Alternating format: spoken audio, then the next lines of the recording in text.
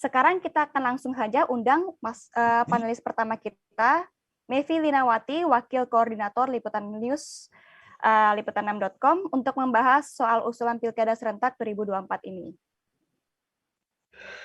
Halo Mevi.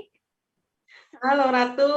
Iya, bagaimana kabarnya Mevi hari ini? Alhamdulillah. Ratu baik?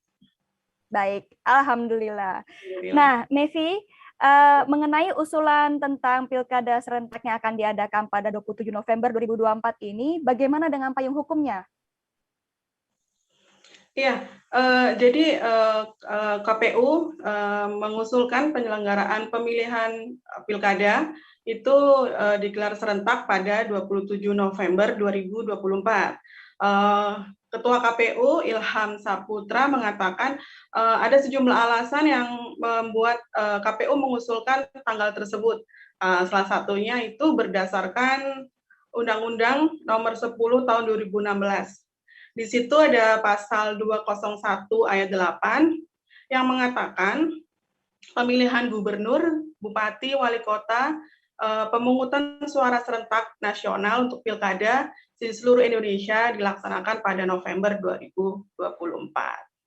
Ada juga sejumlah pertimbangan lain, salah satunya itu persiapan untuk melaksanakan pilkada ataupun pemilu, seperti pada pemilu 2018 itu persiapannya itu sampai mencapai 12 bulan, terus pemilu 2019 itu mencapai 20 bulan, dan pilkada tahun lalu sebelumnya 2020 persiapannya sendiri sampai mencapai 15 bulan. Gitu.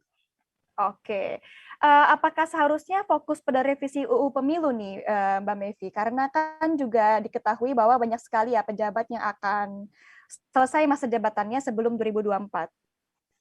Iya, kalau kita mengacu pada keputusan pemerintah dan DPR, itu Pilkada November 2024 ini sepertinya sudah final ya, setelah ada revisi Undang-Undang Pemilu ini ditarik dari prolegnas DPR. Jadi saat pembahasan waktu itu sejumlah fraksi memang mengusulkan bagaimana kalau pemilu itu digelar 2022 dan pemilu 2023.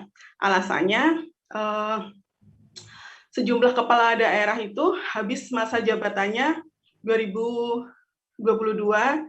dan 2023. Jadi mengacu pada itu, bagaimana kalau langsung saja dinormalisasikan sesuai masa jabatannya, tidak menunggu sampai 2024. Alasannya terlalu lama, kinerja atau penyelenggara pemilu itu bebannya menjadi berat, segala macam seperti itu. Tapi akhirnya dalam pembahasannya, ya kembali lagi karena ini di DPR, politik, akhirnya tetap ditarik sesuai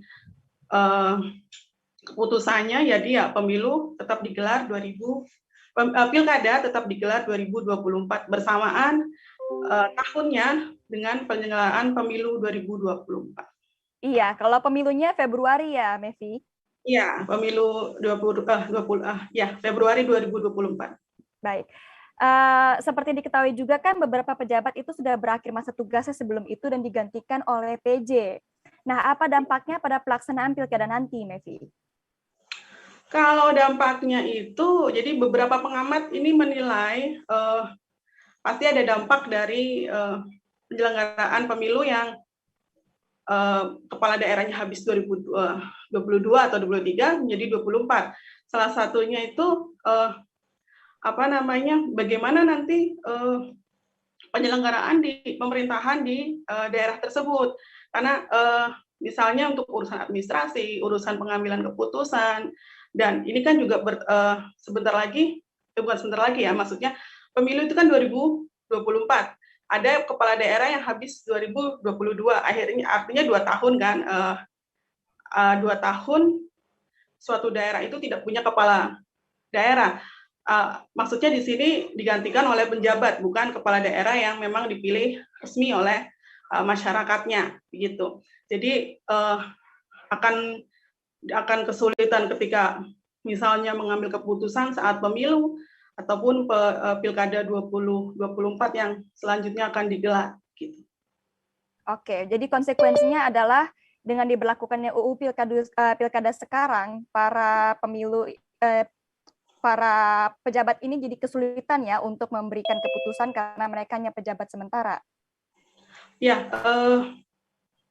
beberapa pandangan seperti itu. Walaupun dari pemerintahnya sendiri ataupun DPR atau Kemendagri mengatakan ini tidak masalah karena pejabat ataupun pelaksana tugas atau yang memiliki tingkat sama dengan kepala daerah tetap bisa melakukan kewenangan dengan kepala daerah pada yang memang dipilih oleh masyarakat gitu. Baik. Dan mungkin ini waktunya terlalu panjang untuk para pejabat ini. Dan kalau dikhawatirkan terlalu panjang kan mereka elektabilitas mereka bisa saja menurun, alias kehilangan panggung gitu, Mevi. Kalau soal panggung itu pasti ada dampak untuk mereka kepala daerah yang ini ya, yang sudah habis masa jabatannya tapi mau maju lagi di